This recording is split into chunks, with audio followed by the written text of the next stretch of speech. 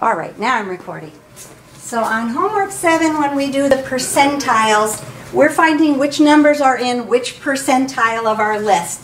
So first thing you probably want to do is get your numbers all sorted in order. And so, are we still working on number 1? Got the numbers in there in order. Yeah. It's 189, 191, 196, 201, 203, 206, 208, 215, 218, 220, 222, 225, 228, 232, 235, and 240, 244, 247.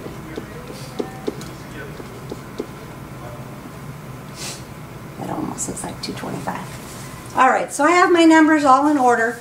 I want to find out which one is in the 10th percentile. When they talk about the 10th percentile, we're talking about 10% of the 18. So if I take 18 times 10%, I get 1.8. I'm going to round that off to the nearest whole number, which means I'm going to pick the second number from my list.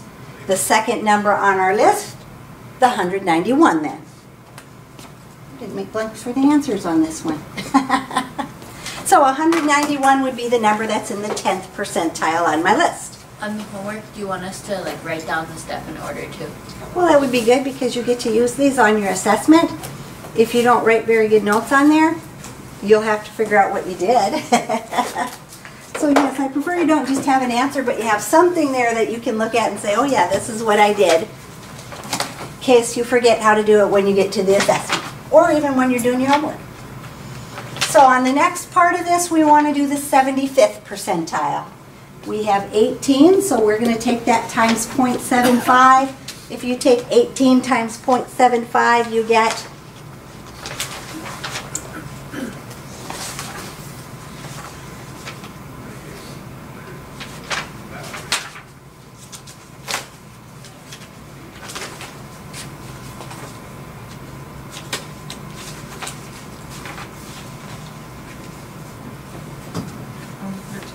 13.5. If we take 13.5 and round that off, we're going to have to round that one up to 14, right? So then we're going to look for the 14th number on our list. 1, 2, 3, 4, 5, 6, 7, 8, 9, 10, 11, 12, 13, 14, 232. Looks like it is the 14th number on our list. All right, so we put our number in order. We figured out the percent of the total number what we have, and then basically we just counted to find which number was where on our list, 2nd or 14th or whatever. So hopefully those of you who were working on number 2 have your numbers all in there. I'm trying to get that darn calculator type thing out of my way, but it wants to be in my way. Number 2, we have our numbers in order. What are our numbers? 15, 18, 18, 20, 20, 21, 22, 22, 22, 23, 23, 23, 24, 29, 34. Hopefully I got all those down right. All right, so we have our numbers all written down in order. This, oh, they got the 10th and the 75th. They must be asking me that on every question. This time we have 15 numbers on our list. If I do 10% of 15, I would get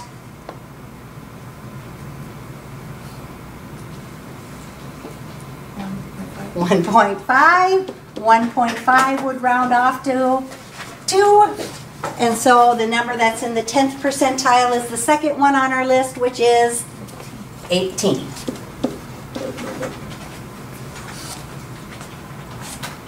The 75th percentile. So again, we have 15 numbers on our list.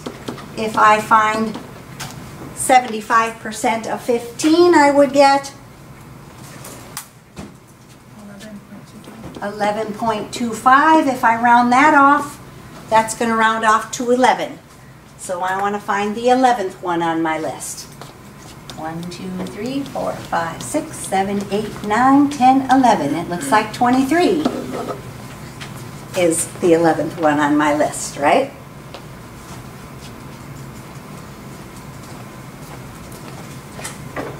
Now we got an even number of people, so Anton won't have to do his all by himself. You want to give me those numbers in order for number 3? 1, 2, 6, 9. What was that? 9. 9, okay. 10, 11, 14, 18, 24, 27, 28, 31, 34, 36, 37, 40. That's it. That's it? Hopefully I got all those down right. All right. Again, we're going to do the 10th. This is homework 7. Again, we're going to do the 10th and the 75 percentiles. This time we're working with 17 employees. So if I have 17 and I'm doing 10%, I am going to have 1.7, which rounds off to 2. So I'm going to pick the number that's second on my list. Which number is second on my list? 2. The 2. So 2 is in my 10th percentile. Yep. Again, we have 17 employees. This time we're finding the 75th percentile. So if we take 75% of 17, we get 12.75, which rounds off to 13. And so if you count to the 13th number on your list, which number is the 13th one?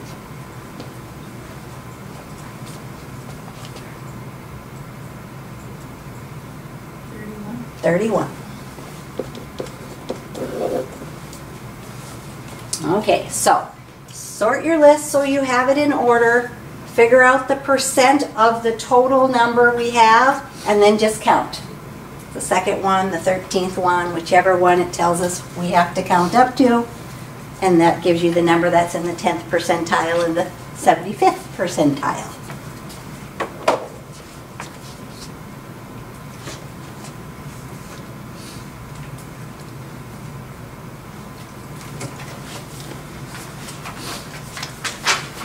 Population standard deviation. Now we're going to get into some statistics formulas. So, when I find my population standard deviation, I probably have to do 18. I have to watch because we're also going to have a sample standard deviation. The population standard deviation, they're going to tell you in the problem, they're taking the entire population, whatever it is. So we know that's the one that we're going to use the formula on. First thing we have to do is find the mean of the list of numbers that we have. So if we're going to find the mean, we're going to add our numbers up and divide by how many numbers are on our list. So we're going to take our 27 plus our 36 plus our 7 plus our 26 plus our 19 plus our 35. Once we get that total, we're going to end up dividing that by 6. So I'm going to take my list of numbers and find the mean, add them together, and divide, in this case, by 6. What would be my average? Or my mean, I should say. 25. If you add all those numbers together, you get 150. If I take 150 divided by 6, I'm going to have 25. So now I'm going to use my formula for the population standard deviation, and it's going to look really weird and long. We are going to do the square root of, and then what we have to do is take each of these values minus the mean and then square it and add them together. So on the top of my fraction here, I'm going to start and I'm going to have 27 minus 25 squared plus my next number, 36 minus 25 squared, plus my next number, 7 minus 25 squared, plus my next one, I have to write smaller, 26 minus 25 squared, plus my next one, 19 minus 25 squared, plus my last one, 35 minus 25 squared. So on the top of the fraction, we're going to get to the bottom in a second. You take each of your values, subtract the mean, and then you're going to square that answer. On the bottom, you're just going to use the number of values that we had on our list. In this case, it's going to be a 6 because we had 6 numbers in our list to start with.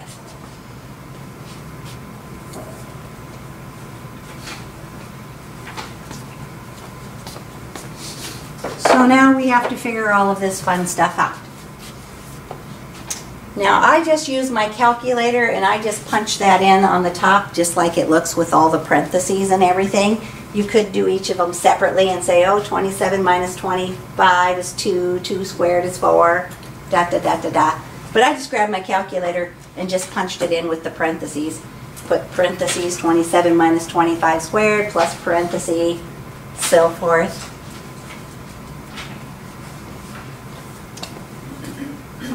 So if we punch all of that in there, what number are we going to get on the top of that fraction?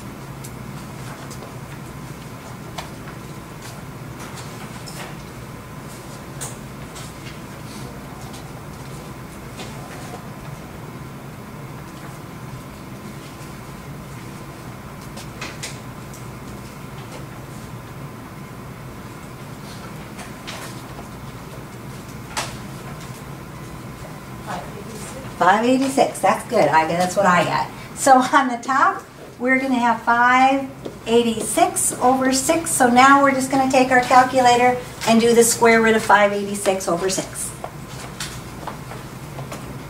We are rounding to 2 decimal places, it says in the problem there. 9.88. So 9.88 is our population standard deviation. Now what they're talking about when they did standard deviation, in case you haven't read chapter 3 yet, is the spread of the numbers from the middle.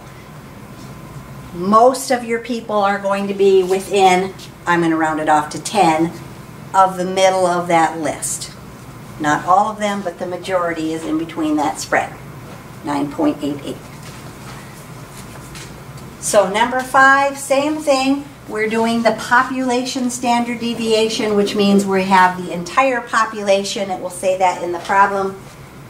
And so I'll point that out because when you get on the assessment, you have 2 kinds of standard deviations and you want to make sure you're using the right formula.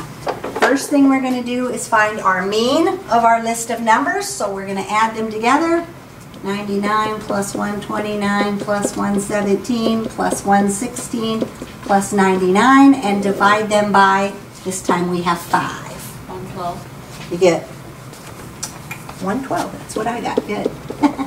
112. Now we have to plug them into our formula. So we're going to do each of our values minus the mean and square them under this big square root. So 99 minus 112 squared plus 129 minus 112 squared plus 117 minus 112 squared plus my 116 minus 112 squared plus my 99 minus 112 squared. And on the bottom of that fraction is going to be your number 5 items on our list.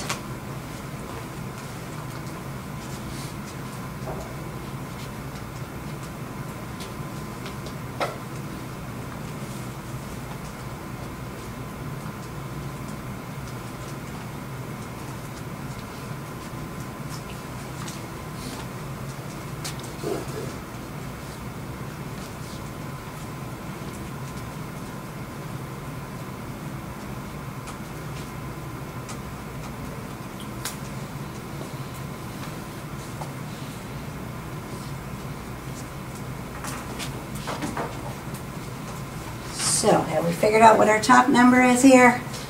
Still working on it.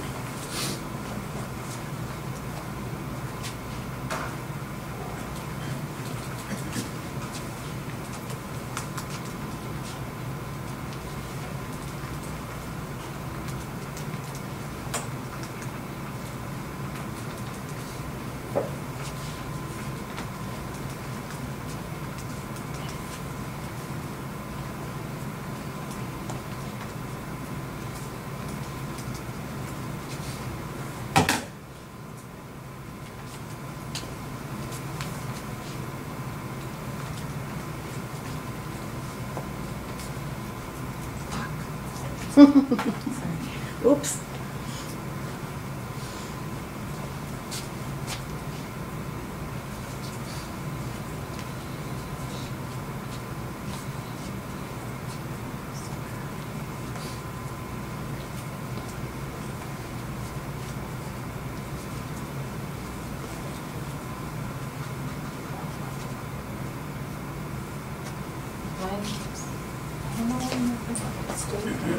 Because usually you could just push enter, right?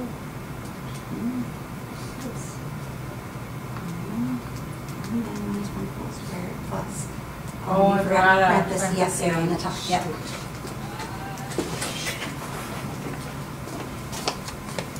Did we get our top number yet? Hello? Yep.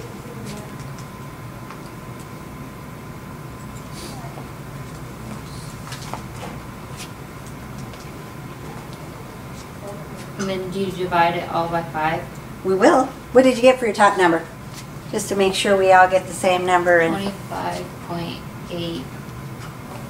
Whoops. Are we rounding it? Or is that wrong? It must be.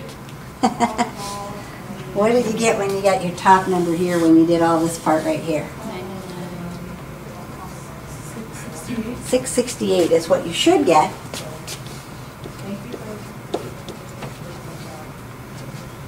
So perhaps, I don't know if you hit equals first, but you have to make sure you do this whole top part and get one number before you try to do your dividing by 5. So I get 668 on the top over 5, and then I'm going to do the square root of 668 over 5 and round it off to 2 decimal places again. 11.56. 11.56 then should be our standard deviation. By the way, the symbol for population standard deviation looks something sort of like that. I'm not a very good drawer. Mu is what that's called. But you will see that.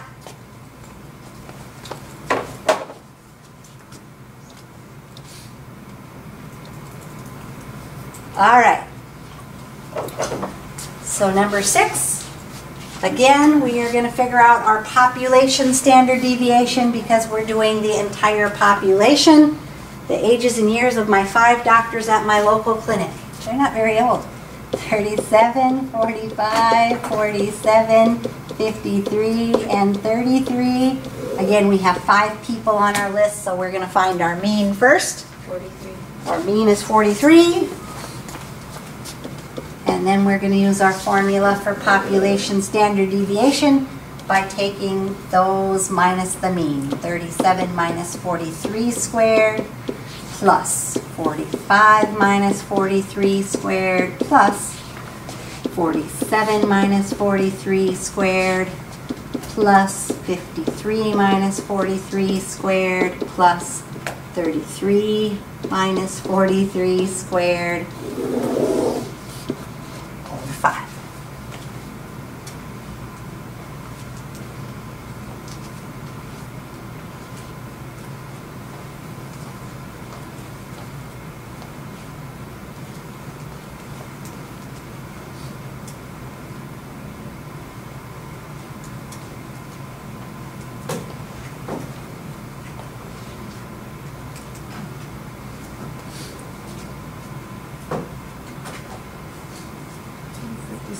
$256 on the top.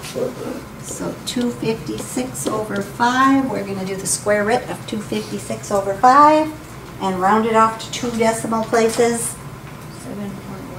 7.16. 7.16. Now, you were going to have a technology activity, but I'm just going to point this out to you now. If you want to check your answers by using the calculator, what we're going to do is put our list into the stat thing like we did with when we sorted it.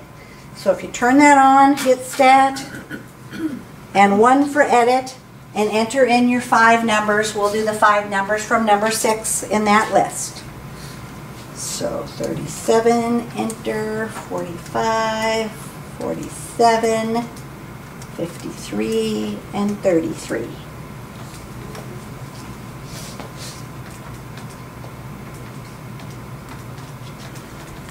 Once you have your 5 numbers in, you're going to hit the stat button again.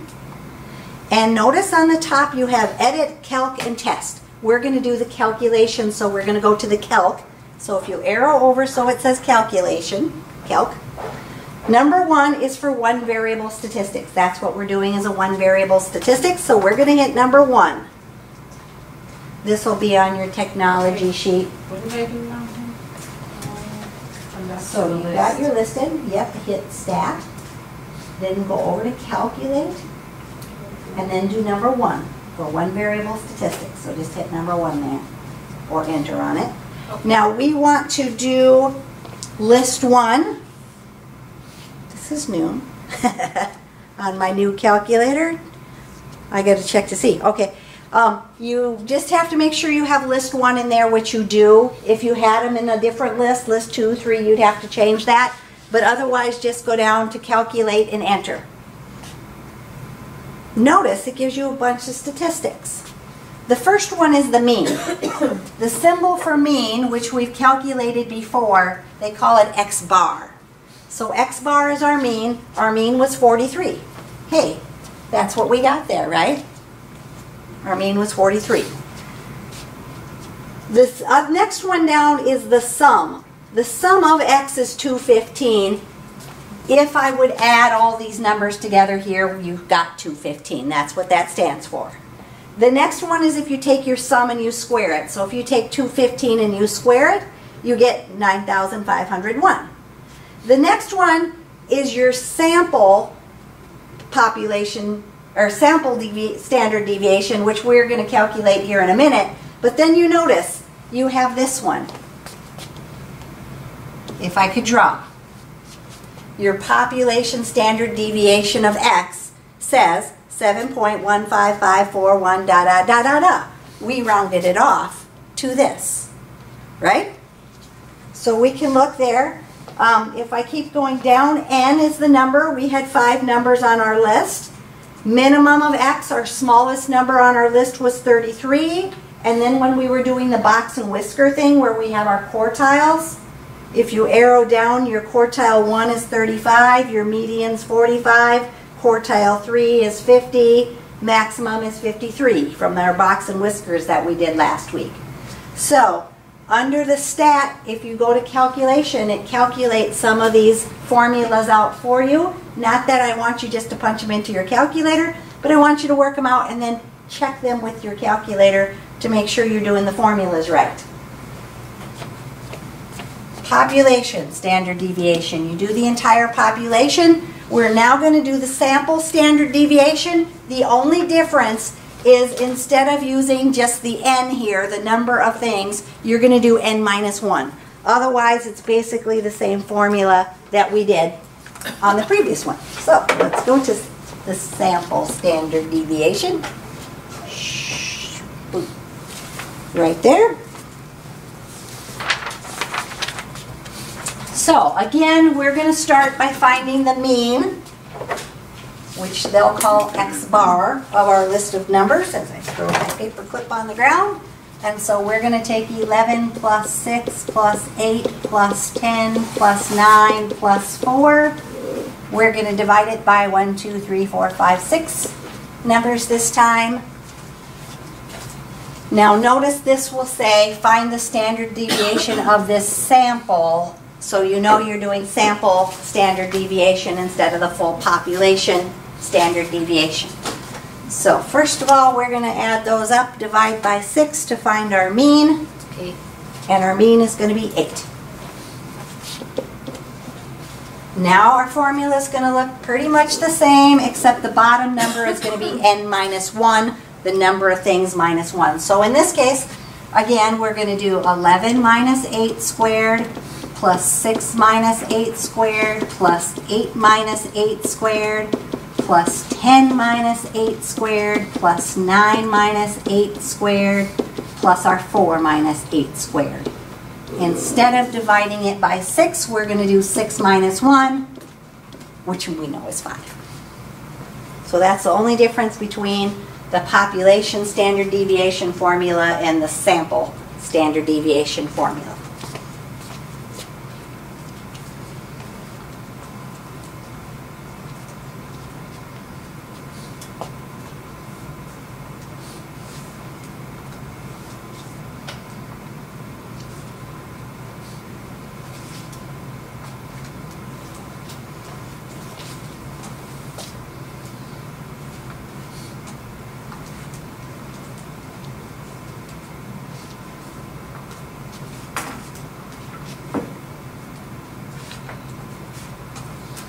So you just want the top number right So I just want the top number first. Yep. The top number is, I don't know if mine's right, but I got 524. whoops, you got a point in there. There's maybe something wrong. I don't know what it is. 34 should be what you get. 34, and then we'll put it over the 5. Let me see what you got typed in there. Oh, you already got the square root over it. That's why. You're doing the square root of the top number instead of just finding the top number. Oh. That's what we're doing different. We're doing the square root at the end. Okay. So we're just putting in this part right here, the top of our fraction. So the top of our fraction should give us 34. On the bottom, we're going to use 5 because we have 6 minus 1. And so now we're going to do the square root of 34 fifths, rounding to 2 decimal places again.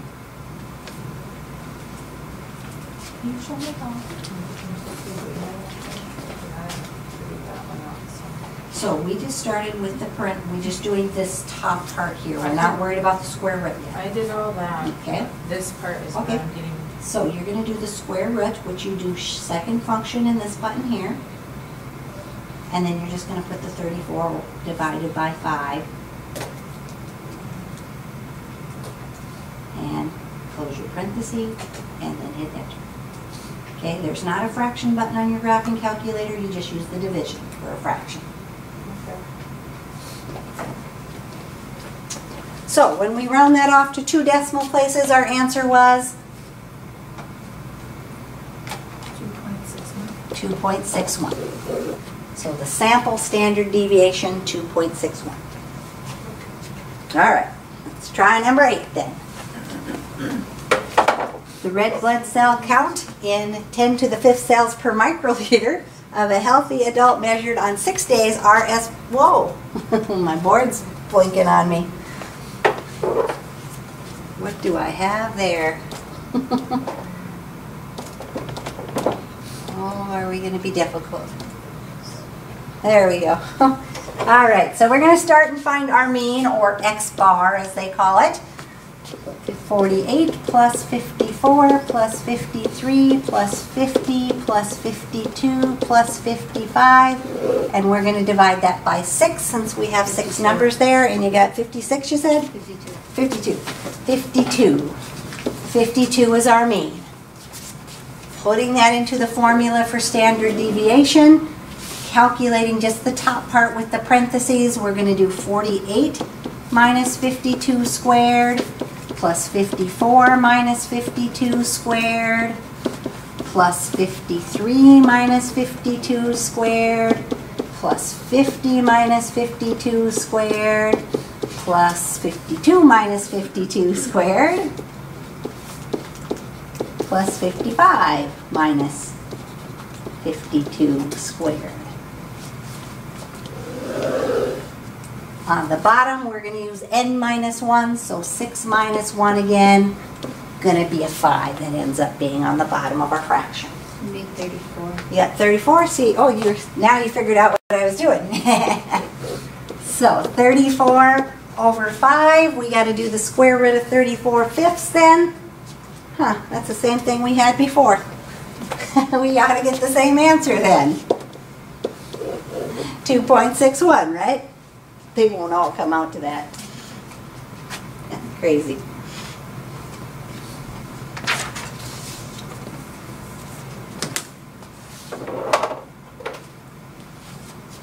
All right, so number 9, the monthly salaries in thousands of dollars of a sample of 6 sales representatives are as follows. 13, 10, 7, 11, 6, and 13. Find the standard deviation of this sample. So we want to find where the majority of the items fall in as far as the spread of our numbers. We're first going to find the mean. And you already found it. What was our mean? 10. Once we find our mean, we can plug that into our formula. And so 13 minus 10 squared plus 10 minus 10 squared plus 7 minus 10 squared plus 11 minus 10 squared plus 6 minus 10 squared plus 13 minus 10 squared all over. And of course they gave us 6 again. 6 minus 1 is going to be a 5 on the bottom. It'd be 44. 44. So we're going to have the square root of 44/5. And we're going to round that off to 2 decimal places. 2.97. 2.97. So again, just for practice, we're going to grab our calculator. And we're going to put those 6 numbers into our list and calculate the statistics on that. So if you hit the stat button again, if you hit 1 to edit, remember if you highlight L1, hit clear and enter, it clears out your list, unless you just want to type over your numbers. And then we're going to type in those 6 numbers. 13, 10, 7, 11, 6, and 13. Once you have those numbers in your list, you're going to hit stat again and cursor over to the calculate. So cursor over to calc, and we're going to calculate number 1, and you want to have list 1 for your list. At least that's where I put my numbers. And then you can go down to calculate and enter. And so on this one here, we found the sample standard deviation. It looks like an S in front of the X. So it looks something like that on your calculator. That's the one that's the sample standard deviation. You can see that you have 2.966479, so forth and so on. So the one with the S is the sample deviation. The one, it's called mu, that looks like this is your population standard deviation when you calculate your statistics. So try them on your paper pencil, check them with your calculator if you'd like. That way you know if you're getting the right answers.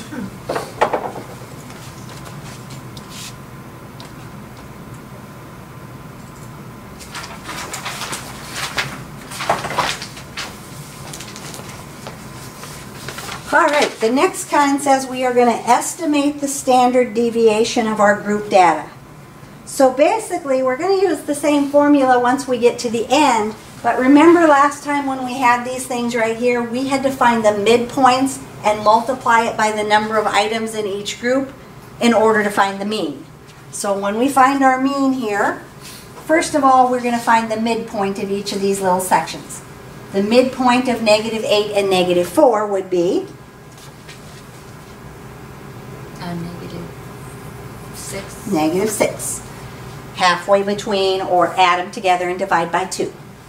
The midpoint of -4 and 0 would be -2. The midpoint of 0 and 4 is 2. The midpoint of 4 and 8 is 6. So now we're going to take each of our numbers that are in our table here, multiply them times those midpoints. So we have 6 times -6 which is negative 36. We would have 15 times our negative 2, which is going to be negative 30. We have 24 times our positive 2, which is 48. And then we have 3 times 6, which is 18.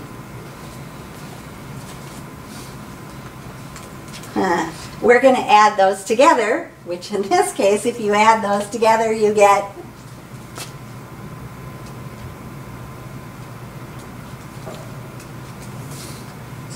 0.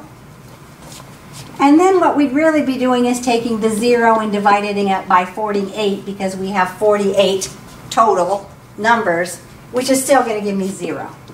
So the estimated mean of this list of data here would be 0.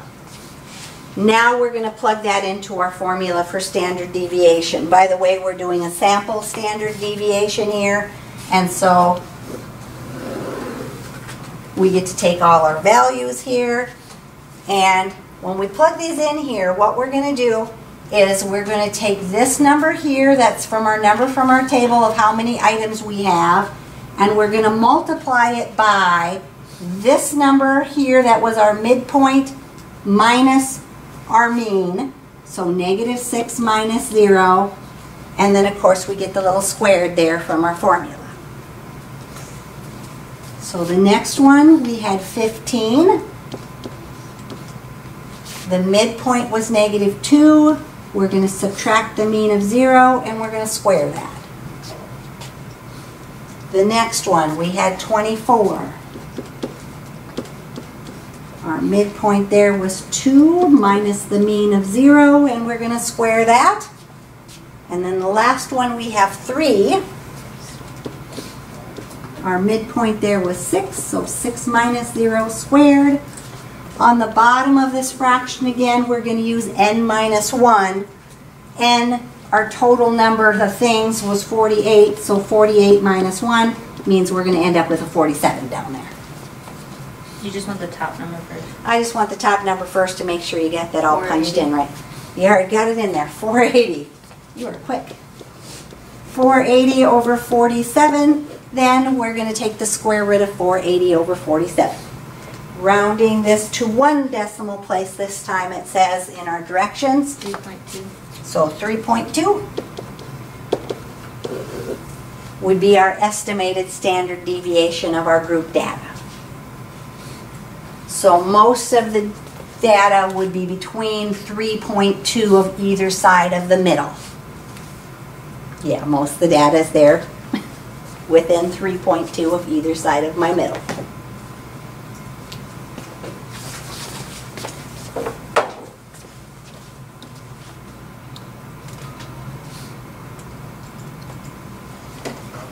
All right, so number 11 again.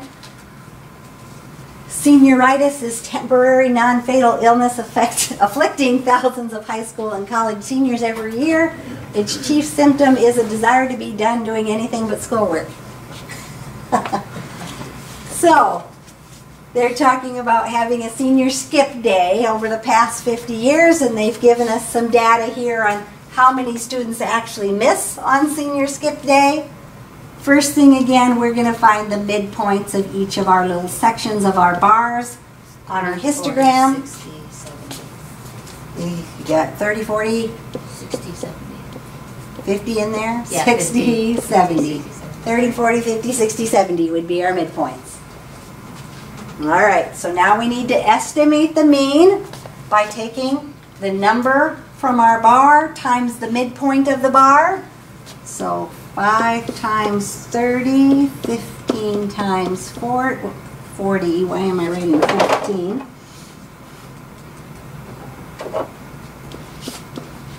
$20 times 50, 5 times 60, and 5 times 70. It's 150, 600, 1,000, 300, and 350. And then we're going to add all those together.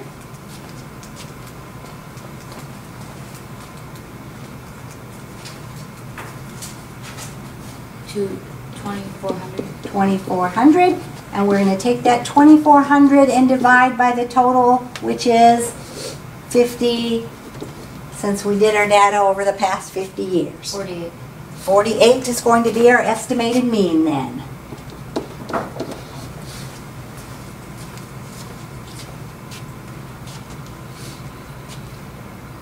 We now have to plug that into our formula. So, first one, we have 5 in that, on that group, and then we're going to do 30 minus our 48 squared then. And the next one we had 15, and we're going to have 40 minus our 48 squared. The next one we had 20, and then we're going to have 50 minus our 48 squared. The next one we had 5, and we had 60 minus our 48 squared. And then we have 5 again, and we had 70 minus our 48 squared.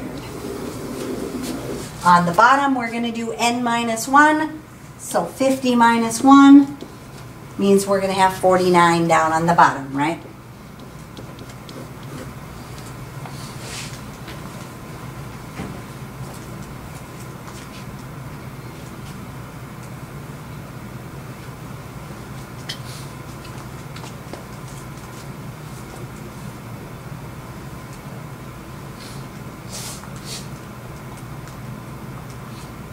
Uh, 5,800.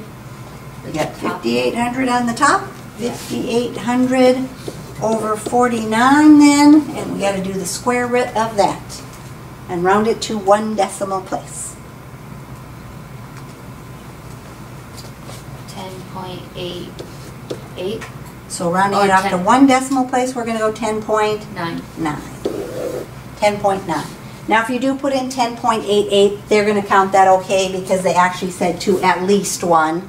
And so if you do more than 1, as long as you round it correctly, you're okay. Normally I just round to whatever place they say.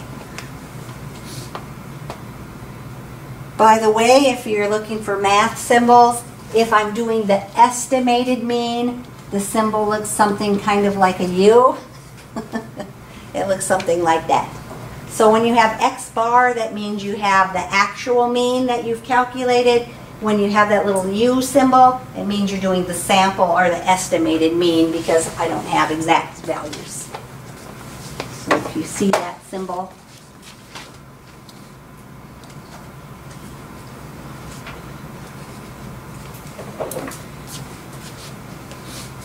number 12 then, same thing that we just did. First thing we're going to do is find the midpoint of all of our bars in our histogram.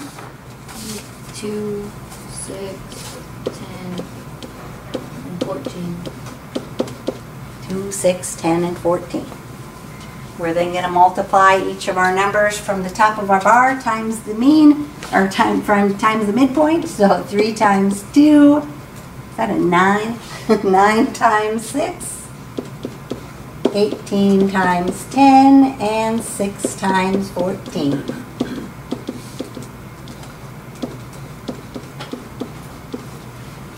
654, 180, and 84. 84. Adding those all together, we would get 324. 324.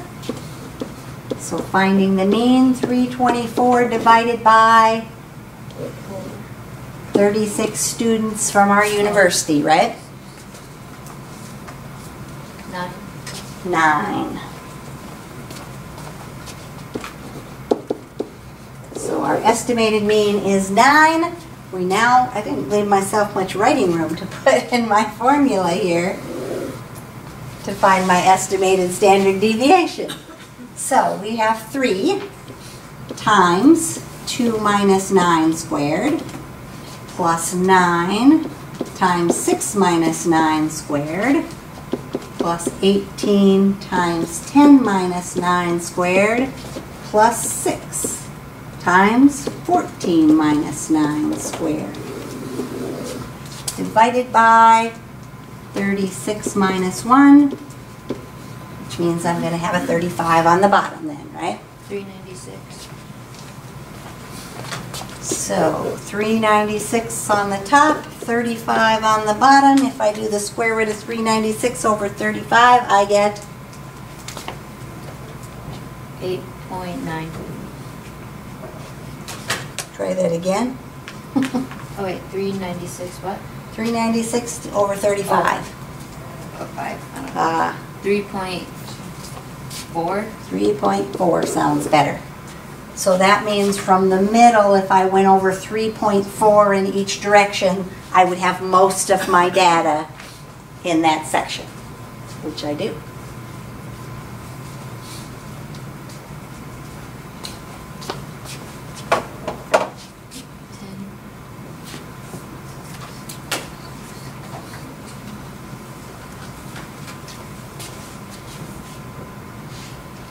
So I have my number from my top of my bar, and then I'm going to take the midpoint minus the mean and square it for each of those bars on my histogram.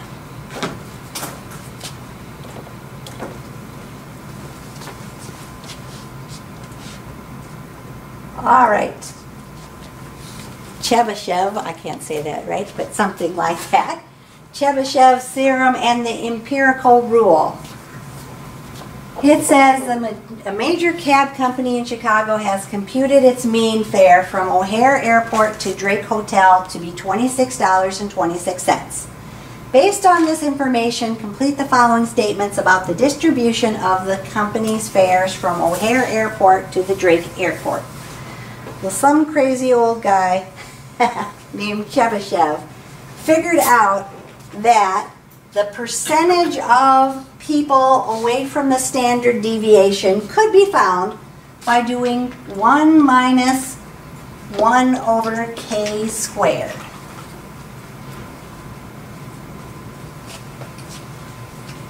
The k is the standard deviation. So, if I am looking for it within 2.5 standard deviations of the mean, I'm going to stick 2.5 in for my k. And I'm going to calculate 1 minus 1 over 2.5 squared.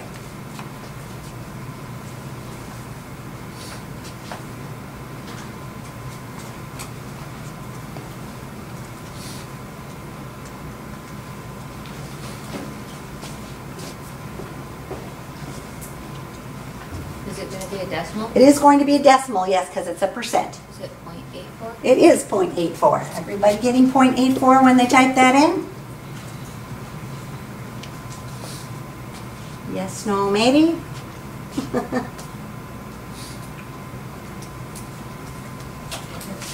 Which means if I change that to a percent then, 84%. According to Chebyshev's theorem, at least 84% of the fares lie within 2.5 standard deviations of the mean. The empirical rule thinks we have a bell-shaped curve. A bell-shaped curve just basically means everything's in the middle with something sort of like that. And according to the empirical rule, 68% lie within 1 standard deviation, 95% lies within 2 standard deviations, and 99.7% would lie between 3 standard deviations. It's always going to be those numbers.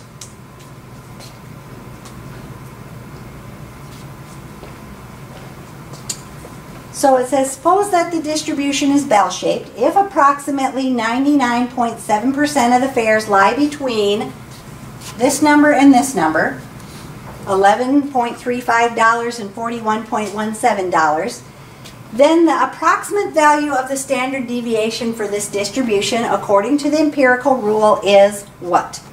What we're going to do first of all is figure out the spread between those two numbers. So we're going to subtract from 4117 to 1135 is how far?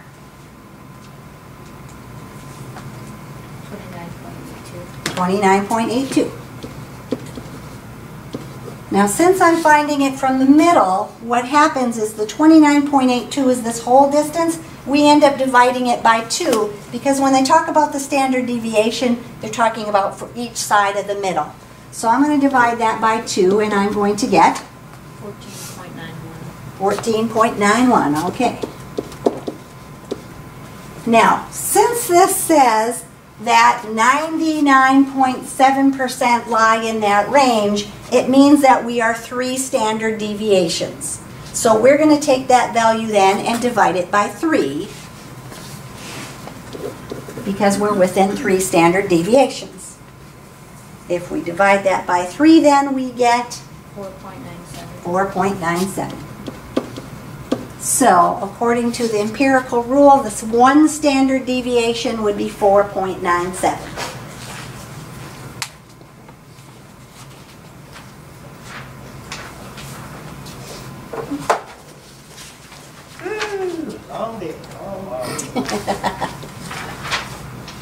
He's worked hard today. All right. So, students at a major university are complaining of a serious housing crunch. Many of the university students, they complain, have to commute too far to school because there's not enough housing near campus. The university official responds with the following information. The mean distance commuted to school by students is 14.2 miles. The standard deviation of the distance commuted is 3.6 miles. Assuming that university officials' information is correct, complete the following statements about the distribution of commute distances for the students at this university. So, again, according to HW7, at least what percent of the commute distance lie between 7.0 and 21.4 standard deviations? So, again, what we're going to do here, first of all, is figure out, well, what's the spread between those two numbers? 21.4 minus 7 would give me 14.4. 14.4. Now 14.4 is the spread all the way across. We want to look at a standard deviation, so we're going to end up dividing that by 2. 7.2. It tells us here, this we got 7.2. Our standard deviation, 1 standard deviation is 3.6, which tells me that this is actually 2 standard deviations from the middle.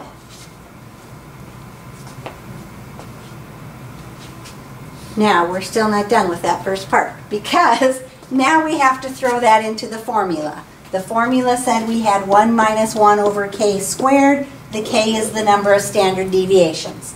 So 1 minus 1 over 2 squared. 0.75. 0.75, which then is 75%.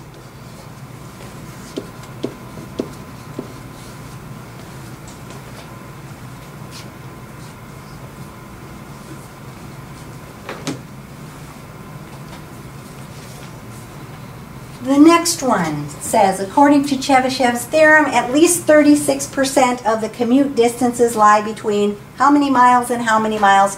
Round your answer to 1 decimal place. So what they're telling us there is if I do 1 minus 1 over k squared, I'm going to end up with 36%, which is 0.36, right?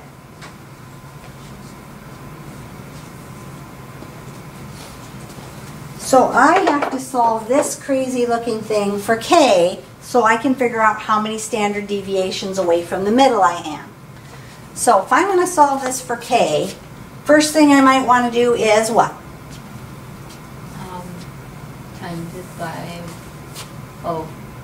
I would Actually, times it by, 1? no? Or If I want to get rid of that fraction, 2? what's in the bottom of my fraction?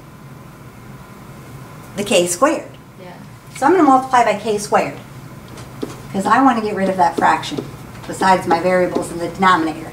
So I'm going to have k squared minus, this is going to cancel, so 1 equals 0.36 k squared.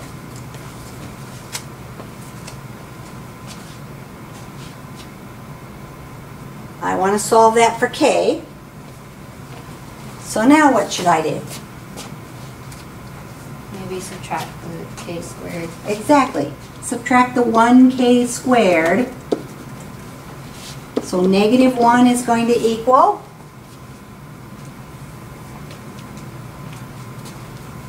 Is it, I don't know. 0.36 minus 1.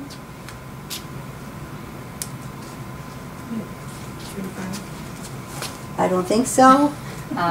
Negative 0.64. I like that. Negative 0.64k squared.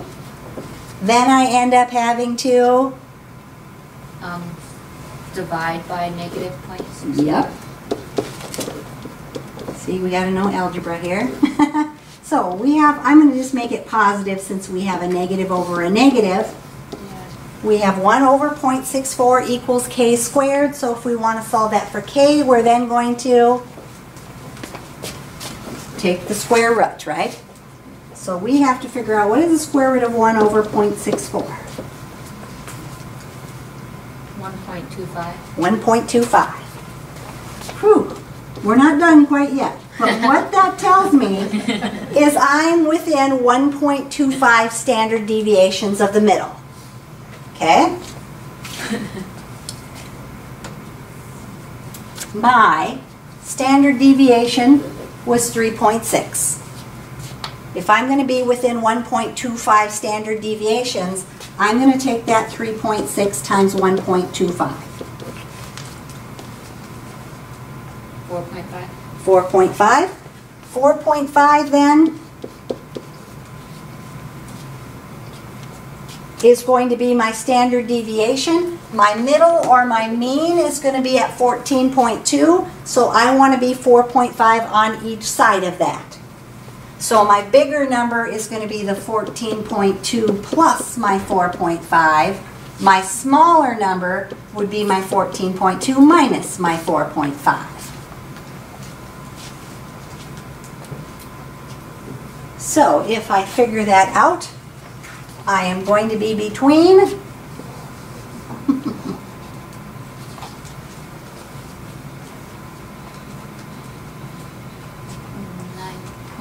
and 18.7. exactly 9.7 and 18.7 would be the two numbers that I'm between.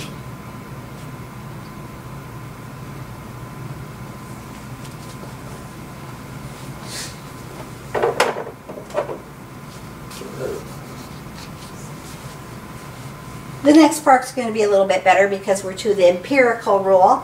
The empirical rule, if I have 68% of my population lies between how many miles and how many miles, 68% lie between how many standard deviations according to the empirical rule.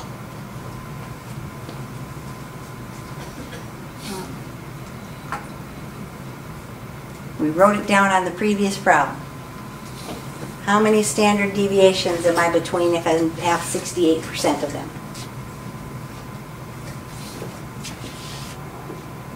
Look at your previous problem.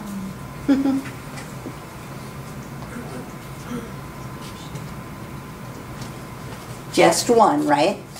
We said that one standard deviation was 68%, two standard deviations 95%, and 3 standard deviations was 97 or 99.7%. So, if I know it lies between 68%, I know it has to be one standard deviation. The problem told me that one standard deviation was 3.6, right? It's kind of like the end part of here where I knew it was 1.25 standard deviations. This one, it's just one, so it's 3.6. So it's within 3.6 of the middle, which was the 14.2. So that means I'm going to have 14.2 plus my 3.6 and 14.2 minus my 3.6.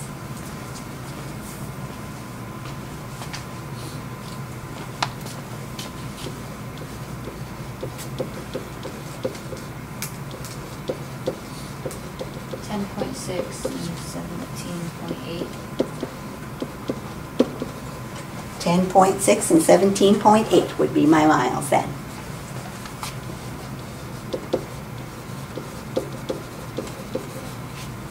There's my numbers again for my empirical rule. 68% lie within 1 standard deviation, 95% lie within 2 standard deviations, and 99.7% lie between 3 standard deviations. Part D of that. Suppose that the distribution is bell-shaped. That means we're using the empirical rule. Approximately what percent of my commute distance lie between 7 and 21.4 miles? So this is like the last one on the previous problem. First thing I'm going to do is figure out my spread of my numbers. If I'm between these two things, 21.4 minus 7 would give me 14.4. 14.4 is my entire distance.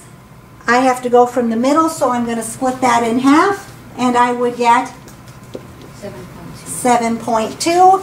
7.2 is how many standard deviations away? 2. Since 1 standard deviation is 3.6, if I divide that by 3.6, I get 2 standard deviations. According to the empirical rule, what percent lie within 2 standard deviations? 95, right?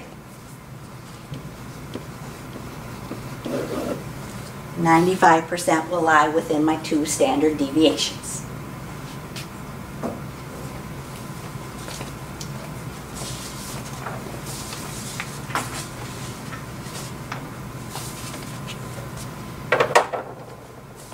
You can follow all my scribbling.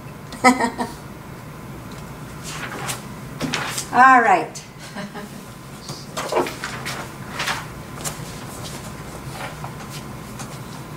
There is some evidence that in the years from 1981 to 1985, a simple name change resulted in a short-term increase in the price of a certain business firm's stock relative to the prices of similar stocks.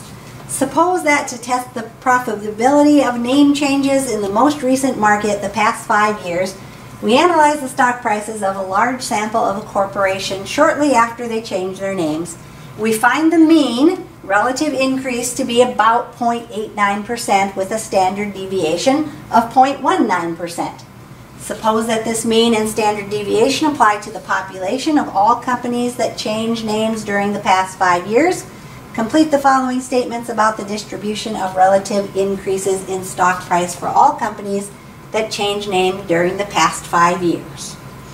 So again, Chebyshev, he's like, who told me this? Oh, I think it was Jennifer in the business office. Her statistics teacher called it the Chevy Chase one because he didn't want to say that name. It's the Chevy Chase theorem. According to Chebyshev's theorem, at least what percent of the relative increase in stock prices lie between 0.51% and 0.127%? So again, first thing we're going to do is just figure out the spread between those two numbers. 1.27 minus 0.51 is 0.76, you said? 0.76. That's the entire distance. We just want to know halfway. So if I divide that by 2, we get 0.38. 0.38 is how many standard deviations? We know that 1 standard deviation is 0.19. If we have 0.38, we get 2 standard deviations. Now in order to find the percentage, we have to throw it into our formula. We already did this one. Right? 1 over 1 minus 2 squared gave us what percent? 75. Yep, it was 0.75, which is 75%. If I remember right, the drop down is going to have like 4 choices. So hopefully you get close enough to get the right one. They won't be really close together. The second part of that, according to Chebyshev's theory, at least what percent of the relative increase in stock prices lie between 0.605 and 1.175%. So part B, pretty much just like part A was on that one, right? You're going to start by finding the spread, 1.175 minus 0.605, 0.57. We're going to divide it by 2. 0.285. 0.285. We have to figure out how many standard deviations 0.285 is. So since one standard deviation is 0.19, if we take our 0.285 and divide it by 0.19, we get how many standard deviations? 1.5. Once we know how many standard deviations, we can throw it into our formula. 1 minus 1 over 1.5 squared then.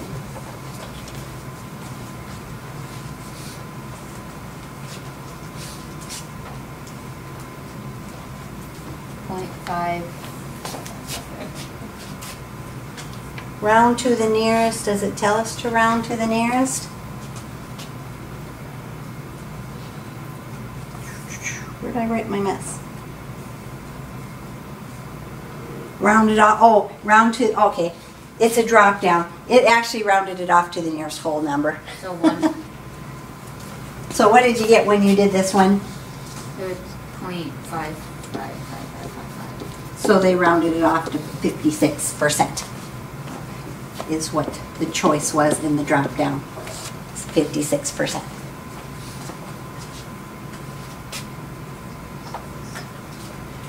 Part C. I like the empirical rule better than the other one. Suppose that the distribution is bell-shaped. So according to the empirical rule, approximately what percent of the relative increase in stock prices lie between the 0.51 and the 1.27? So we already figured that out. If I did 1.27 minus 0.51, we had 0.76. We divided that by 2, which was 0.38. 0.38 was how many standard deviations? So we divided that by the 0.19, which was 2. Okay, we should have the same number of standard deviations here as we did there because we had the same numbers, right? So, according to the empirical rule, what percent lie within 2 standard deviations? 95. That was from our little table that I wrote down a few times. 68% lie within 1, 95% within 2, 99.7% within 3. And the last one on that one. Suppose that the distribution is bell-shaped. According to the empirical rule, approximately 68% of the relative increases in stock price lie between what and what? 68% is how many standard deviations according to the empirical rule? 1 standard deviation. 1 standard deviation was how far? 0.19. So we want to be 0.19 from the middle, which was 0.89. So we're going to do 0.89 plus or 0.19 and minus it.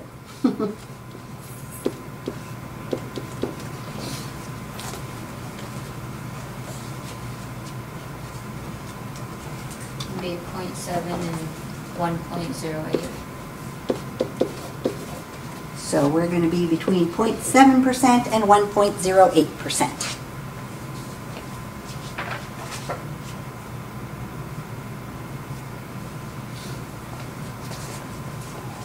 So if you haven't read chapter 3, when you read that, this will make a little more sense maybe.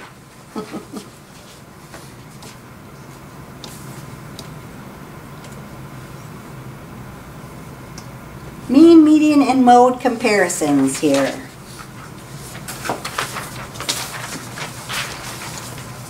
It says adults who are being tested for dementia are asked to perform mental tasks such as listing as many animals as they can in 1 minute. Here are the number of animals listed in 1 minute by 24 normal non-dementiated adults. Man, 1, 3, 3, 5, they already put them in order for you. And in fact, they gave you a table too. Not that that makes a whole lot of difference either way. It says, which measures of central tendency do not exist for this set of data? If I have this set of data, can I find the mean? Can I find the mean? It's not telling us to find the mean, can I? Yes, I can. Can I find the median? Can I find the middle number? Yes. Can I find the mode? Can I figure out which number occurs most? So, which ones do not exist? None of them. I can find all of those things, right? If I have my list of data, I can find the mean, the median, and the mode. Suppose that the measurement 19, the largest of the measurements, was replaced. I'm going to get rid of this one and I'm going to put 39 in its spot. Which measures of central tendency would be affected by that change? Would that change my mean? Yes, it would, because I have a bigger number there. My mean's going to be higher. Would it change the median? No, it wouldn't change what the middle number was, right? So the median would be the same. Would it change the mode? Would it change which number occurred the most? No, because it wasn't the 19. So the only one that it really affected was the mean. The mean would be higher. I got to move my board.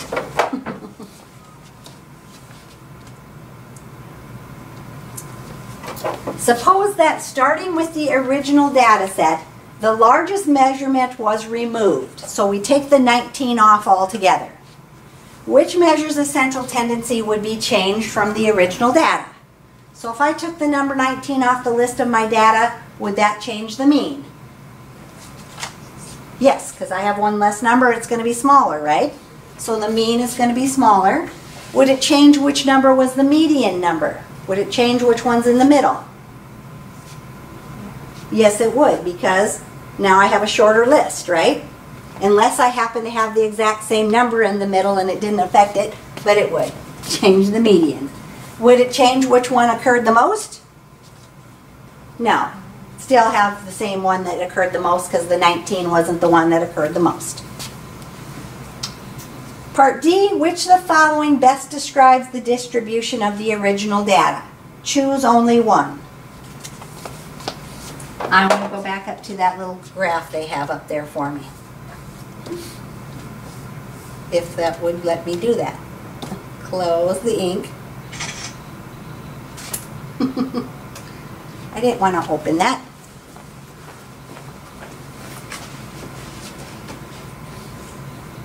There. Okay. So, in this case, when they're talking about the skew, if I look at this data,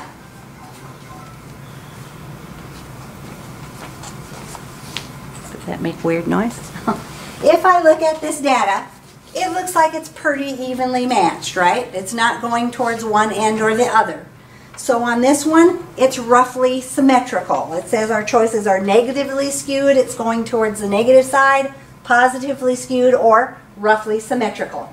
That list of data is roughly symmetrical. That's why they have the picture there.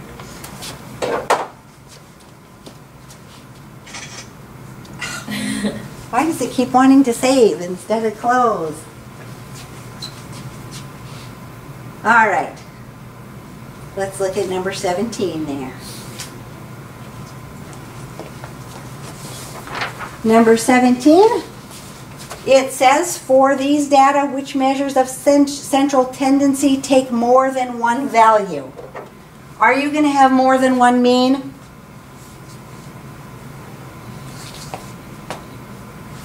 No, I'm only going to find one mean. When I find the mean, I just have one number. Am I going to have more than one median? No. There's only going to be one number that's in the middle. Am I going to have more than one mode? Yes.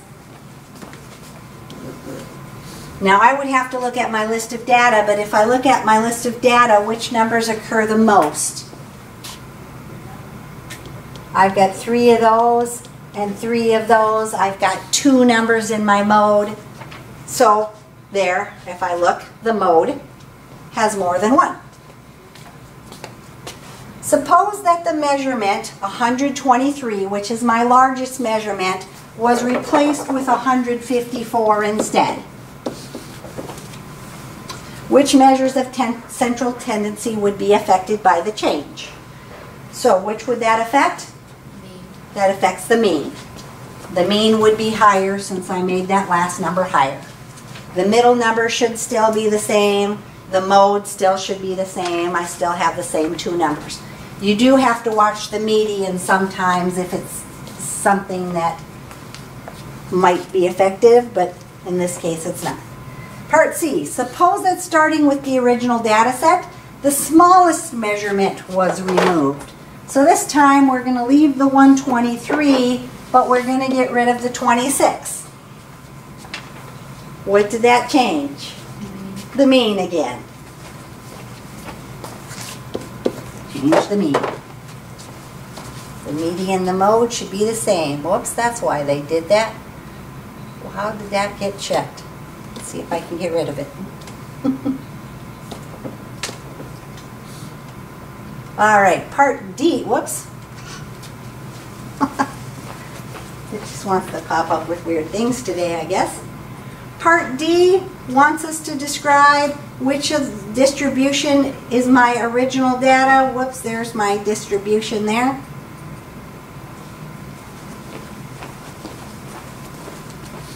So, if I have my data like that, they're going to call that smaller end the tail. Whichever way the tail goes off, that's either your positive or negative. This is going to be positively skewed because my tail goes off in the positive direction. If it would go off the other way, then it's going to be negative skewed because it'd go in the negative direction. So this one is positively skewed because it falls off towards the positive direction.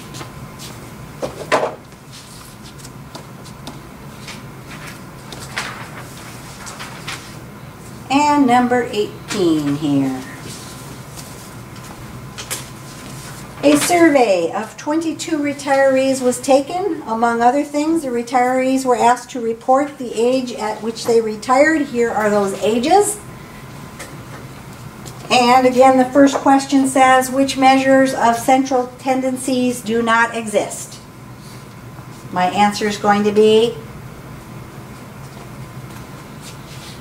none. We have a mean, we have a median, we have a mode. We can do all of those, so none do not exist. Suppose that the measurement 79, which is the largest one, was replaced by 84.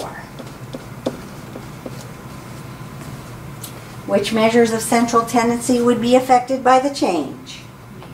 The mean. Suppose that starting with the original data set, the smallest measurement were removed. I got rid of it altogether instead of changing it. Which measures of central tendency are going to be? The mean. Again, you might want to check just to see if your median changed at all, because sometimes if I remove something, that might change. But in this case, my median's not going to change because I had all these 64s in the middle. So if I move over one number, I'm still going to be at 64. But the median could change by removing a number. You want to double check that. Which number's still in the middle? In this case, 64 is going to be in the middle either way. So watch for that one. And what does that last question say? Must just be a little bit off of where I think it's supposed to be. The relative values of the mean and the median for the original data set are typical of data that have a significant skew to the left. What are the relative values of the mean and the median for the original data set? Choose only one. So, if I'm looking at this and it's skewed towards the left, which means, again, that the tail goes off to the left. Is your mean going to be greater, your median greater, or you can't determine? The mean is greater. Greater than, I got to read that again. The relative values of the mean and the median for the original data set are typical of data that have a skew to the left. What are the relative values of the mean and the median for the original data set? I know I looked in the book and the book had a big chart. I remember that. Median. The median is what ends up being greater. I'm pretty sure in the book there's a table that says if it's skewed to the left, the mean or the median's greater. If it's skewed to the right, the mean will be greater. Da da da da da. And I'm pretty sure that's what I did as I looked it up in the book. I'll have to read that again to figure out what it was talking about. All right, that's one homework page there.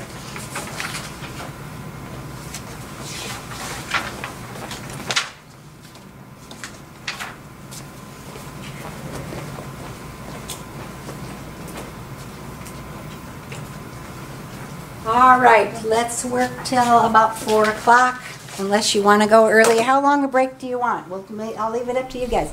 How long a break do you want before we do our second?